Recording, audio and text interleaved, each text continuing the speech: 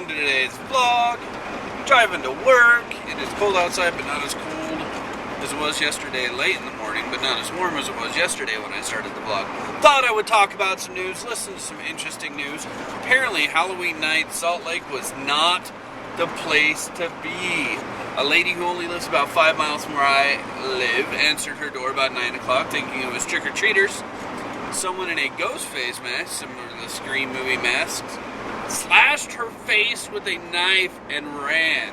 She ended up having to go get stitches, and that's crazy. I'm like, wow, that is seriously nuts. I can't believe that really happened. Then I hear that a guy dressed up in a brightly colored clown suit with a clown mask so he couldn't see his face, ran up to a guy with a chainsaw, running. Guy blocked it and got his forearm, like the meat of his forearm, cut badly. But apparently they were trying to investigate, but by the time they got to the guy, he was heavily sedated at the hospital. So they don't really know what's going on with that. And then finally, these guys were coming out of a club, and they got robbed by 4 guys. The main guy who stole jewelry, iPods, cell phones, wallets, was dressed in a gorilla suit. Seriously crazy. I guess Salt Lake isn't the most mellow town around, especially not on Halloween. It is Wednesday. Means I have my Wednesday meeting at 1 o'clock. Means not much else. I did, however, I'm a little bit late for work this morning because I caught DJ Medic 2008. You should go check out his videos. He's the inspiration for a lot of why I drive radio control vehicles, even though I've driven them my whole life. But why I make videos of them. He's kind of the guru, the mecca, the king of RC YouTube videos. You should go check it out. He just made a behind the scenes of a snow crawl they did last April, but it's got me itching. Even though I'm not excited for snow, I am excited to get those new tires and to get my Jeeps and my Scout and everything out in the snow. I'm going to go into work. Hopefully you guys are having a great day. What a beautiful day. If it wasn't in the 30s, it'd be nice out here. But it is. It says the high's supposed to be like 42 today. I gotta think it's gotta be close to that right now. Just had a delicious spaghetti lunch following a terrible long conference call. I had an hour and 47-minute long conference call with all sorts of people from all sorts of companies, learning about all sorts of stuff. And I knew more about what was going on than pretty much anybody, which was good, but still hard to stay awake through a 2-hour conference call. Went and had spaghetti, and because I'm nice, I got a bowl of soup and a roll and took it to Stephanie, which she was surprised and happy to see, because she loves me, and I love her. A couple more hours. I do have a meeting at 1 o'clock that I'm hoping gets canceled, so I don't have to go. Other than that, just chilling. Woohoo! I only have 1 month left of this semester. Yay! Woo! Part of me is extremely happy going, hey, I only have 1 month left. Another part of me is going oh, I only have 1 month left and I have so much to do. Just crazy. I have so much to do for every class. I'm just swamped. But I just keep thinking, alright, a month from now, it'll be all over, for better or worse. Which might be for worse with my math class. I'm hoping I don't have to retake it. I am trying my hardest to pass the stinking thing, just even if it's barely passing, so I don't have to retake it. All my other classes, I'm doing awesome, and I'm not really concerned about them.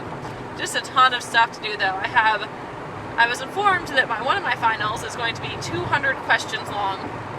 Another one of my finals is a presentation. Plus, I have a huge 30-page paper to do. Plus, I have another presentation. I have projects. I have so much stuff. But it'll be over soon. I hope you guys are doing well. Having a lovely November 2nd, I guess. 3rd by the time you watch this. And talk to you later. Hey, it's everybody's favorite time. Time for a rant. Today's rant brought to you by the United States government and Fisker Automotive. Never heard of Fisker? Most likely at some point in the future you will, because they are opening a whole lot of dealerships very soon, if it's not already open near you. There's one in Utah. Fisker of Salt Lake, even though it's like 30 miles south in American Fork. Fisker.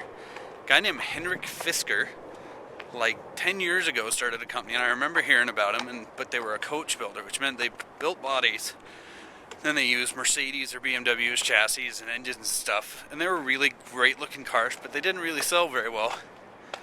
Because why are you going to spend double when you get the same performance as the BMW or Mercedes? Well, Mr. Fisker got together with another guy, and they came up with this new idea for a new American car company called Fisker. And it's called Fisker Automotive. It's an actual car producing manufacturer. Well, Fisker is a hybrid. And Henrik Fisker, let's go back. Henrik Fisker is a smart guy, and he's has made some amazing cars. The BMW Z8, Aston Martin DB9, the Vanquish V8. A lot of really good looking cars have been made by this guy, and the Fisker is a good looking car.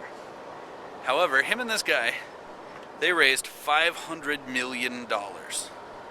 And then, without you and I knowing, the United States government gave them almost $600 million to invest in this supercar company. Well, they bought a plant in California. They also bought one of the old GM shut down plants in Delaware, which that's good, I guess. Putting money into the economy, even though I'm sure it's destined to fail.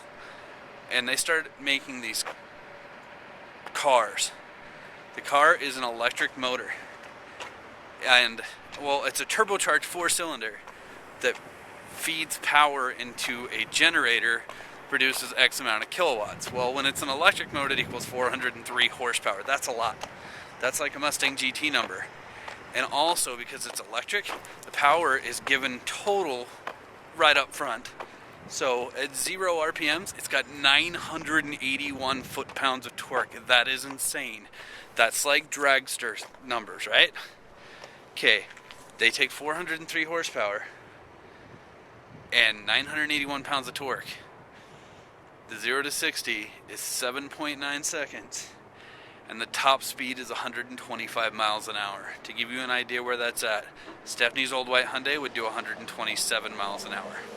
Now here's the kicker. So they make this American car, even though it's not really American. It's technically, they're building it also in Finland and Beijing, China, which is exactly what we don't want to do with American jobs, give them to China, because they're bustling anyway. But, so they get this car, and it's a hybrid, and it's got solar panels on the roof that gives you an extra 5 minutes of driving per week, and it's got all these, it's all eco-friendly, whatever, and it's got terrible performance, and it's $130,000. Who in the United States is going to buy that?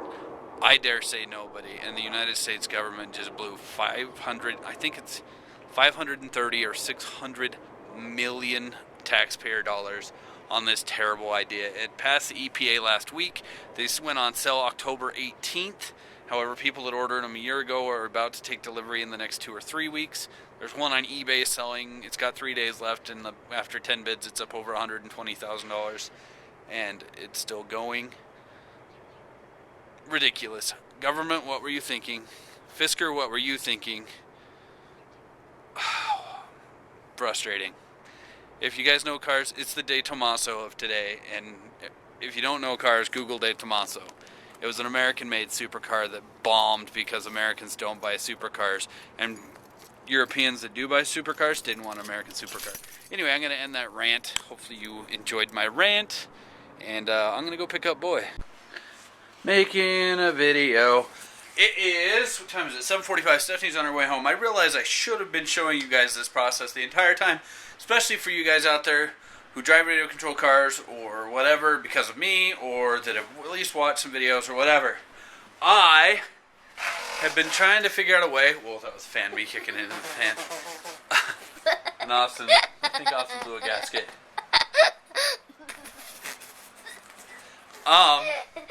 I've been figuring out ways to get my truck to go better in the snow. I was looking online, and one of the best ways is one of the ways that people talk about in real life, and that's to use chains. And so I am making tire chains for my radio control cars. It's like $2 chain at Walmart, and I fit it around the tire. This is the tires I'm doing it on. Fit it around the tire. How you do it is you just roll the chain around here, get that length, And once you get that length, you cut 2 of those. And then you just measure here to the other side of the tread, so the tread width, and you just cut a piece of chain that wide. Here is a finished product. This is my first one I ever made, so if it's not perfect, don't judge me. It is on there very well, and also, unlike the ones online, I have little clasps so I can take them on and off that are also made out of steel. Don't know if they work really well in snow. I would assume they would, since real tire chains make a big difference in snow. And so we're going to have to see once it snows. But I am making tire chains. If you have any questions, hit me up in the comments and I will let you know how it's done.